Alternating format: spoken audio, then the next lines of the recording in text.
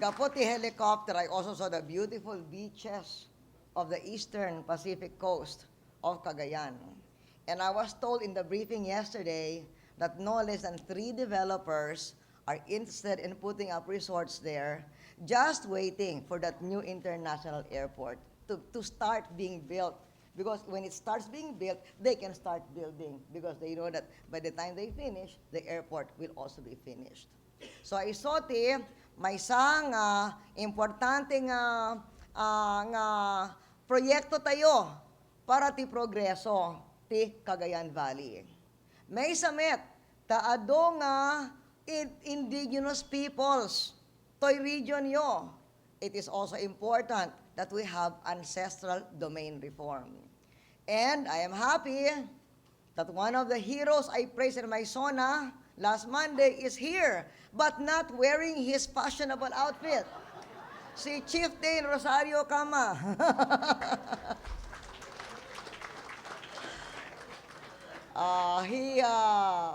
He was on the front page of the newspapers,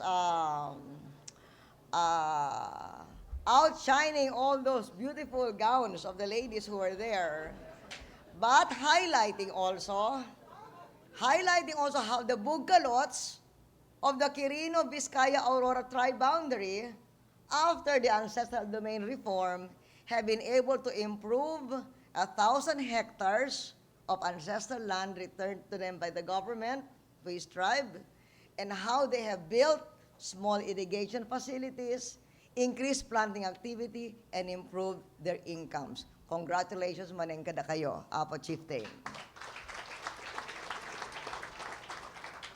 The Fields Program is especially important in your region because you are number 1 in corn production and number 2 in rice production. So fields is very important.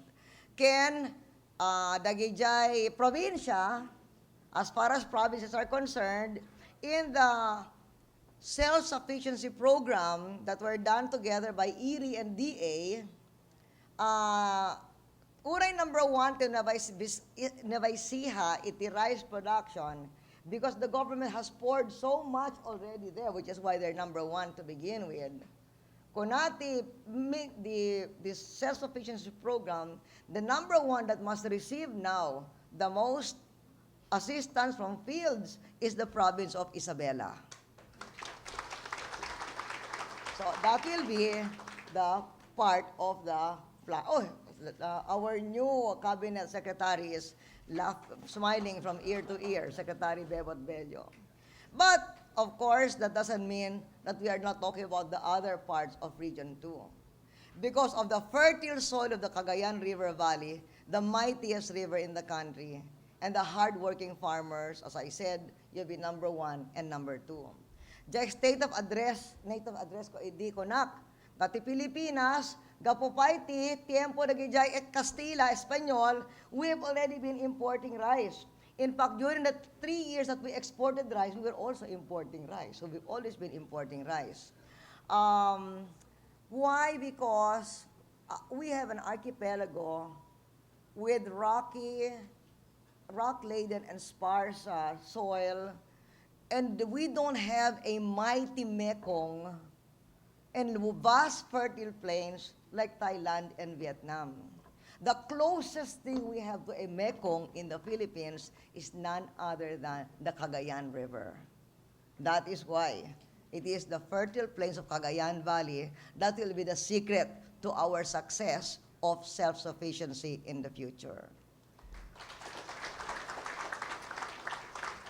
So it is important to maintain your progress in agriculture, not only because you will feed the country, but because so many of your communities depend on it.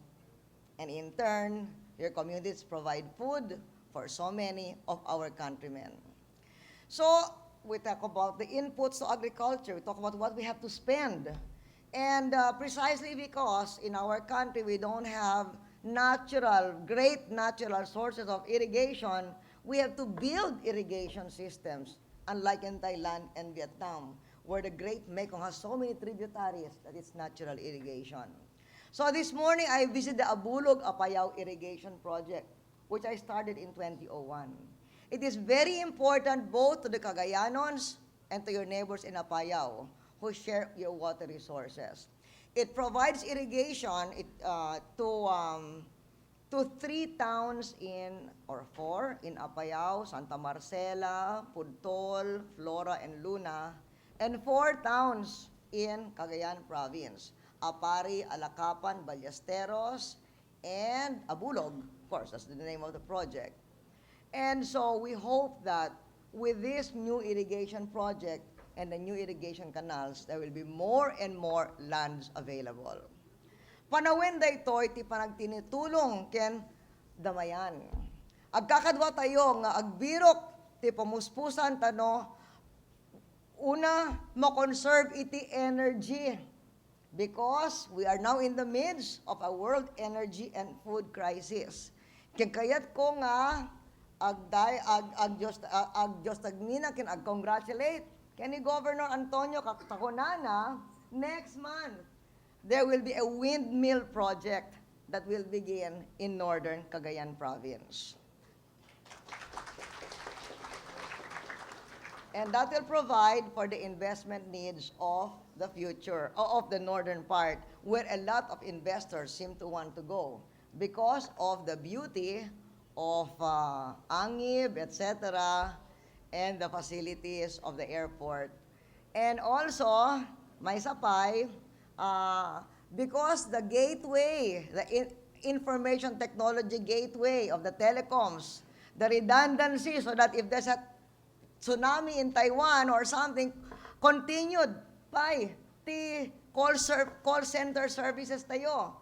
The Globe put its redundancy gateway in Apari, and the expectation is that it will be cheaper to have telecoms in northern Cagayan, and that will bring call centers here.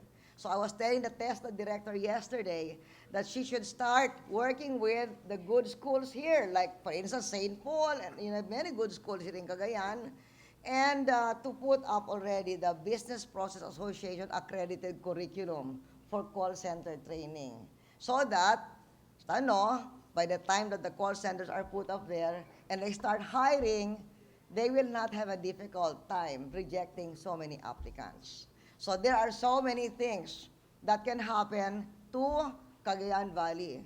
Tourism, exemplified by the beaches of the Pacific Coast, and then even industry and services, like possibly the call centers, energy, kasla dagijay windmill projects, ken umaypay nga hydro project, but the most basic where the people count on you is really agriculture, agribusiness.